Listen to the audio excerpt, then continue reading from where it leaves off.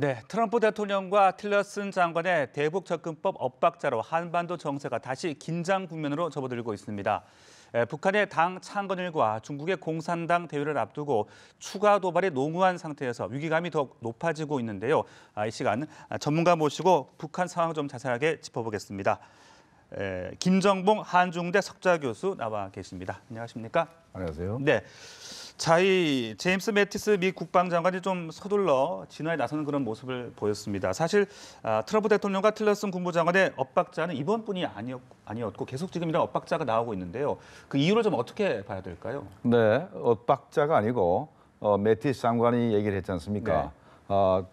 틸러슨 장관의 그 대화에 대한 얘기가 바로 트럼프 행정부의 통합된 노력의 일부다라고 얘기했는데 제가 볼 때는 현재 미국의 언론이 그렇게 보도를 해서 그렇지 실제로는 엇박자가 아니라 보거든요. 아, 왜 그렇습니까? 그러냐면 트럼프 행정부 출범 이후부터 네.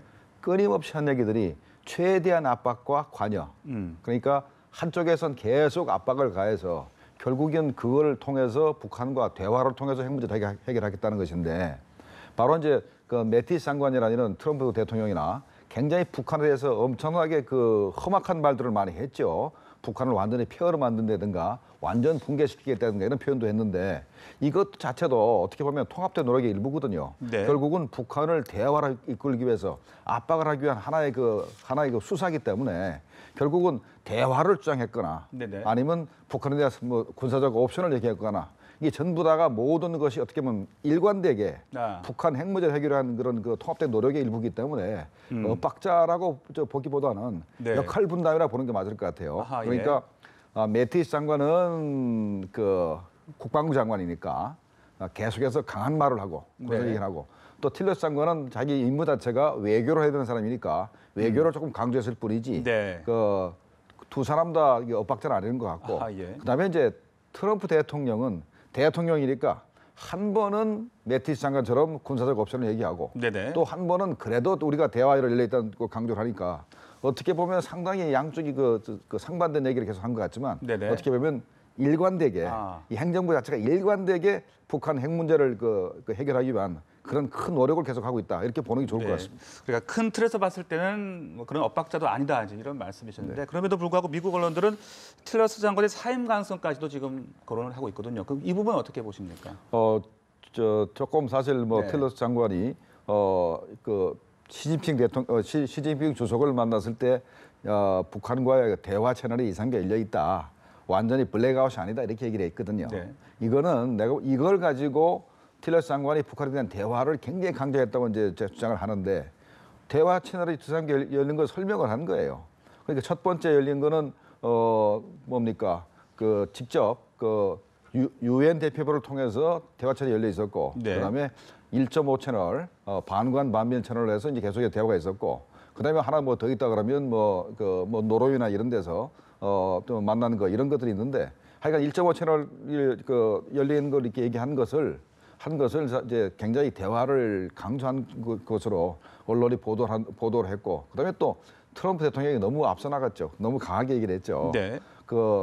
내가 틸러슨 장관한테 그 시간 낭비하지 마라. 시간 낭비하지 말라고 이제 했다는 강한 표현을 했는데 이것 자체도 어떻게 보면은 트럼프 대통령이 그 자기 장기라 생각하는 협상의 기술의 일부다라고 보거든요.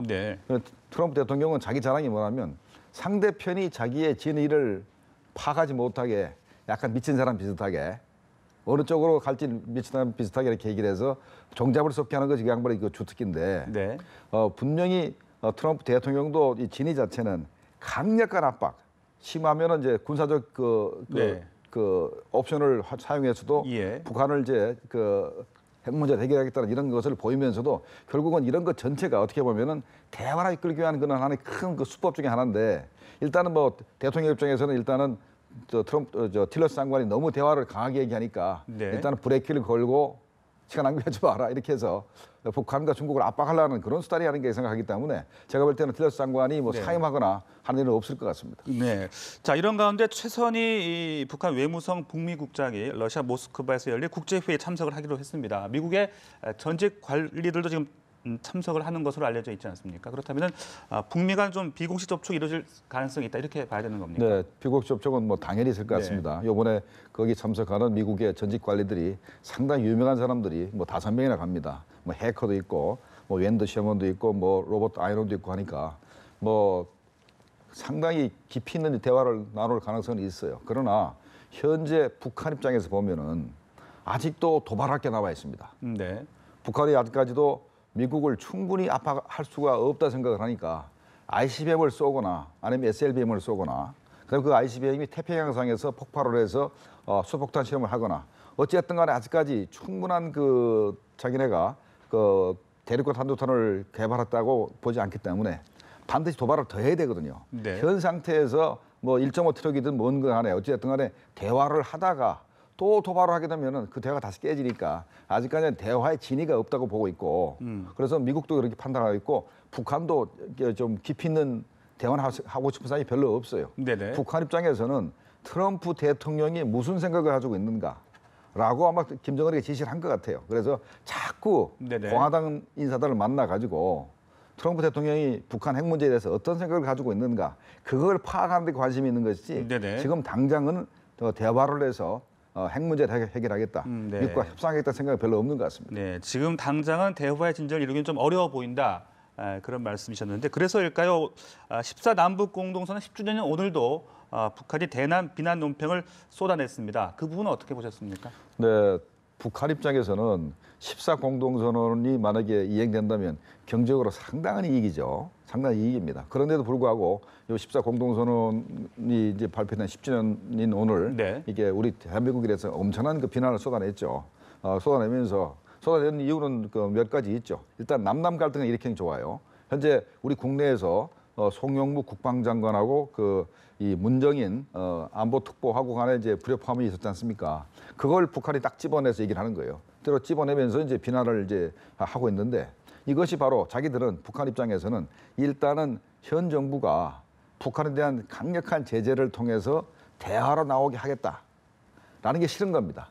그래서 현 정부가 북한에 대한 대화를 포기하고 그러니까 압박을 포기하고 그냥 대화로 나왔으면 좋겠다라는 게 기본 생각인데 네. 현 정부가 계속해서 제재를 하니까 남남 갈등을 일으키고 그러니까 문정인 특보 같은 사람한테 힘을 실어줘 가지고 남남 갈등을 일으켜서 우리 정부의 대북 정책을 이렇게 전환시키기 위한 막 그런 노력이 그런 저희라고 이제 봐야 되겠습니다. 네. 자, 그런 가운데 이 북한의 주유소에서 지금 자동차용 급유를 제한하고 있다고 합니다. 그렇다면 유엔 대북 제재안이 좀 효과를 발휘하고 있다 이렇게 볼 수 있겠습니까? 네, 현재 북한이 연간 작년도에 보니까 원유를 포함해서 대략 한 110만 톤 정도 원유와 정제 합쳐서 한 110만 톤 정도 수입을 했는데 앞으로 그게 한 30만 톤 정도 줄어든다는 거 네. 아닙니까? 그리고 이제 북한이 뭘 하고 있습니까? 북한이 자꾸 도발을 하니까 유엔 제재 때문에 앞으로 이 원유나 이 정제유 수입이 줄어들 걸 예상을 하고 금년 초부터 벌써 김정은이가 100만 톤을 일단 비축하기로 했었죠.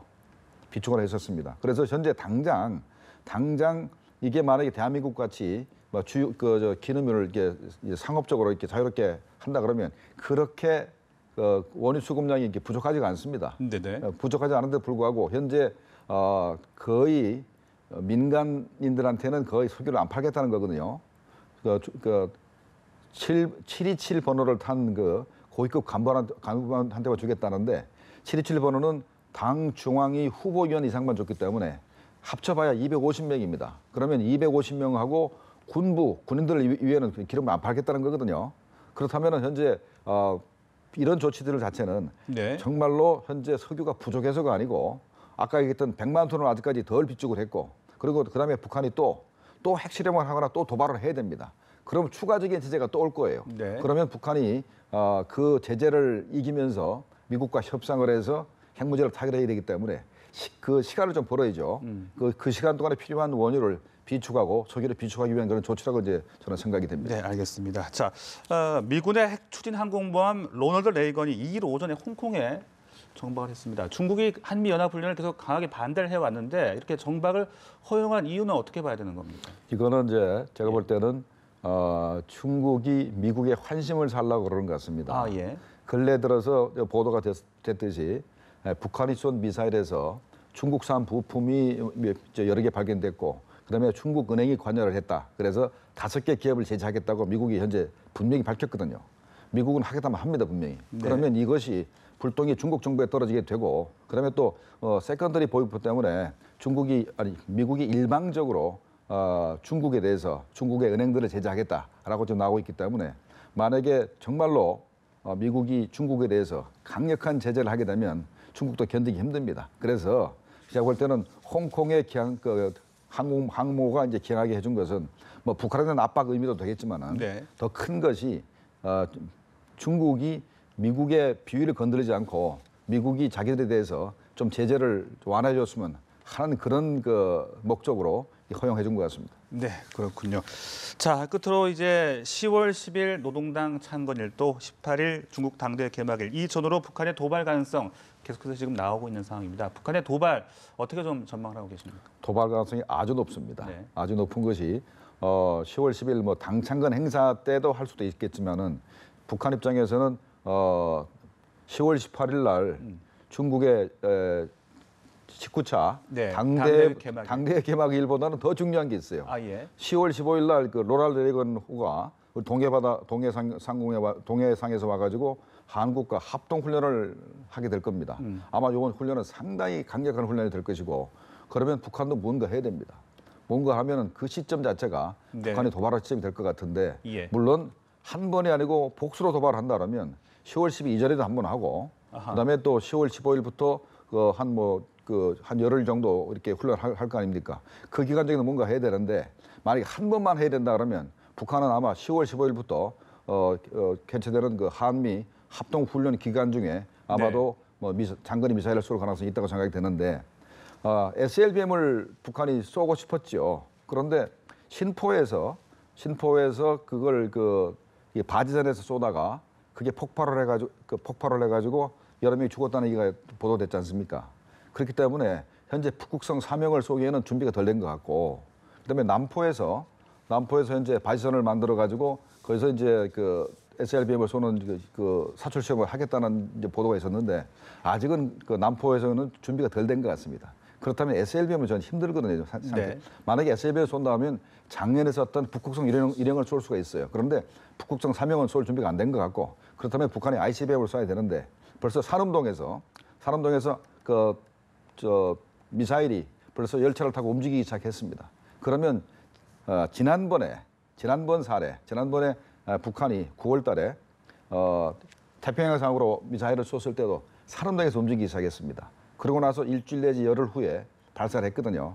그러면 이제 벌써 미사일이 움직이기 시작했으면 앞으로 한 닷새나 일주일 후면은 쏠 준비가 돼 있는 상태입니다. 네. 물론 시간은 북한이 정하겠지만 제가 볼 때는 장거리가 될지 아니면 중거리가 될지 잘 모르겠습니다만은 일단은 자기들이 공언한 게 있지 않습니까? 태평양상에서 수소폭탄 실험을 하겠다라고 얘기를 했기 때문에 일단 하여간 수소폭탄 실험을 할지는 모르겠으나 네. 중거리 이상 되는 미사일을 태평양상으로 쏠 가능성이 높다고 생각이 됩니다. 네, 북한의 추가 도발 가능성까지 자세하게 짚어봤습니다. 지금까지 김정봉 석좌 교수와 함께했습니다. 말씀 고맙습니다.